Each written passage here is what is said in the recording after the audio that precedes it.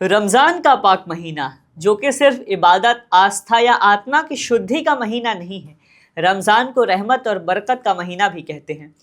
एक ऐसा महीना जो खुशियाँ लेकर आता है और धन दौलत भी, यानी रौनक भी और रहमत भी, रोशनी भी और बरकत भी। और बरकत सिर्फ नीयत या ईमान की नहीं, बल्कि आर्थिक बरकत, पैसों की बरकत।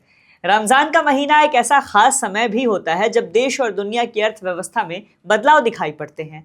लेकिन ध्यान देने वाली बात यहाँ ये है कि रमज़ान के महीने को आर्थिक बरकत का महीना क्यों कहा जाता है भला? रमज़ान के दौरान लोकल बाजार जैसे ताकतवर होते हैं और कैसे मार्केट का टर्नओवर भी बढ़ता है। आज हम इन सभी पहलुओं पे विस्तार से चर्चा करेंगे, समझाएंगे, बताएंगे। नमस्कार, आप देख रहे हैं द हिंदी टॉप। खबर में आगे बढ़ने से पहले आप द हिंदी टॉप को सब्सक्राइब करके बेल आइकन दबाना ना भूलें, ताकि आप तक पहुंचे हर खबर सबसे पहले। रमज़ान के महीने में लोगों की रोजमर्रा में बदलाव आते हैं, जो कि आर्थिक बरकत की पहली सीढ़ी की ओर इस महीने को लेकर जाती है। वो क्यों भला? क्योंकि रोज़ा रखने से जहां रूहानी सुकून और संयम की प्राप्ति होती है, तो वहीं समाज में एक विशेष और अलग तरह का मुआशी हालात यानी आर्थिक हालात भी बेहतर होता है। रमज़ान के दौरान लोग एक दूसरे की मदद करते हैं, सहयोग करते हैं, यानी अमीर इंसान गरीब इंसान की मदद करता है। ज़कात और सदक़े के ज़रिए मदद की जाती है। कमाल की बात यह है कि ये मदद सिर्फ मुसलमानों की ही नहीं करते, गैर मुसलमानों की भी मदद करते हैं। ज़कात यानी अपनी संपत्ति या कमाई में से 2.5% का अंश दान देना, और सदका यानी खुदा के नाम पे सामान देना या पैसे देना। इसके कारण गरीबों की आर्थिक मदद होती है, जो उनकी स्थिति को बेहतर करने में थोड़ी आसानी पैदा करती है। ज़कात और सदक़े की शुरुआत अपने घर से होती है, गली मोहल्ले से होते हुए उन तक पहुंच जाती है जिनके हिस्से में वो बरकत लिखी होती है। रमज़ान के महीने में एक और संदेशा है एकता, समानता, शांति और प्रेम का। हम भी बढ़ें और आप भी बढ़ें। रमज़ान के महीने में खरीदारी की संख्या भी बढ़ जाती है, खरीदारों की भी संख्या बढ़ जाती है। इस महीने में खाने पीने की चीज़ों की मांग खूब बढ़ती है। जैसे जैसे इफ्तार और सहरी का समय नज़दीक आता है, बाज़ारों में कई तरह के खाने पीने के प्रोडक्ट्स, मिठाइयाँ, फल और शरबत की बिक्री में इजाफा साफ देखने को मिलता है। इसके अलावा लोग नए कपड़े खरीदने के लिए बाजार का रुख करते हैं। खासकर ईद के त्यौहार पर मार्केट में पैसे के आदान प्रदान बढ़ने से मार्केट वैल्यू बढ़ता है और इससे साफ तौर पे इकोनॉमी भी बूस्ट होती है। रमज़ान के दौरान कारोबार में तेजी और दुकानदारों और व्यापारियों को फायदा साफ दिखाई पड़ता है। यहाँ तक कि फूड डिलीवरी और कैटरिंग सेवाओं की भी खूब डिमांड बढ़ जाती है। रमज़ान के दौरान लोकल बाजारों की रौनक कुछ और ही होती है। मार्केट में हलचल होती है, खास तौर पे छोटे दुकानदारों और छोटे बड़े व्यापारियों को लाभ मिलता है। तारीखी तौर पे रमज़ान के दौरान देश के विभिन्न हिस्सों में एग्रीकल्चर प्रोडक्ट की खपत बढ़ती है।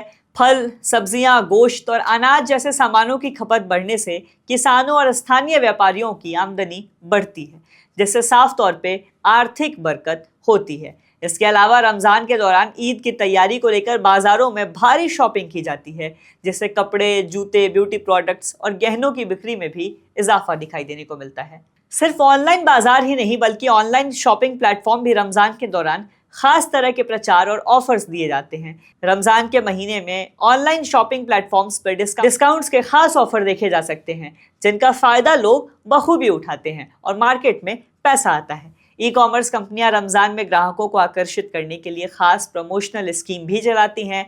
इससे डिजिटल बाज़ारों में भी आर्थिक हलचल देखने को मिलती है और डिजिटल भुगतान के जरिए लेन देन का कारोबार भी बढ़ता है। आइए एक नज़र ज़रा ये भी देखने की कोशिश करते हैं कि रमज़ान में बाजार का कुल टर्नओवर कितना होता है। आंकड़ों पे नज़र डालें तो आंकड़ों के अनुसार रमज़ान के महीने में कई प्रोडक्ट्स की बिक्री में लगभग 20 से 30% तक बढ़ोतरी देखी जाती है। खासतौर पे खाने पीने की चीज़ों में ये सबसे ज़्यादा देखने को मिलती है। एक रिसर्च के अनुसार रमज़ान के महीने में सिर्फ खाने पीने की चीज़ों की खरीद बिक्री से देश के कुल अर्थव्यवस्था में 15 से 20% तक ग्रोथ देखने को मिलता है। रमज़ान के महीने में छोटे दुकानदारों से लेकर बड़े व्यापारियों तक को लाभ होता है। मिसाल के तौर पे मुस्लिम समुदाय के लोग अक्सर ईद की खरीदारी के लिए अच्छी खासी रकम खर्च करते हैं, जिससे देश के जीडीपी में भी बढ़ोतरी होती है और ये पैसा धर्म विशेष के पास नहीं जाता।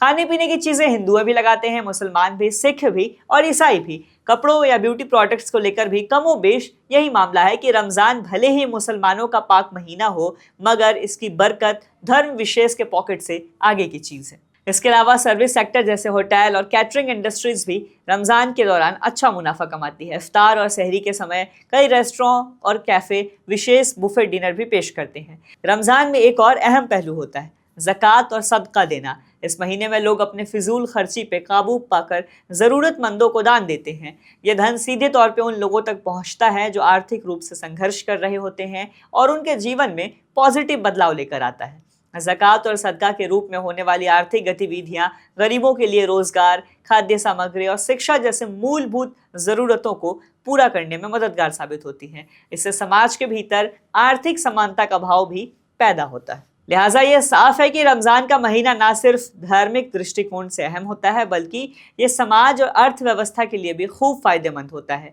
ये समय होता है जब लोग एक दूसरे की मदद करते हैं, व्यापारों में रौनक आती है और इकॉनमी बूस्ट हो जाती है। रमज़ान के दौरान बढ़ते हुए व्यापार और दान की प्रक्रिया से लोकल बाजारों की मजबूती बढ़ती है और छोटे दुकानदारों को भी वित्तीय सहायता मिलती है। शायद इसीलिए ही रमज़ान को आर्थिक बरकत का और आर्थिक रहमत का महीना कहा जाता है। आप क्या सोचते हैं इस पूरी वीडियो पे हमें कमेंट में बताएं। वीडियो जरूर शेयर करें। मैं हूं आपके साथ प्रत्युष रौनक। कैमरे पे मेरा साथ दे रहे थे मेरे साथी शिव कुमार। ऐसे और वीडियोस के लिए सब्सक्राइब करें द हिंदी टॉप। हमें एक्स यानी ट्विटर, फेसबुक और इंस्टाग्राम पर भी फॉलो करें।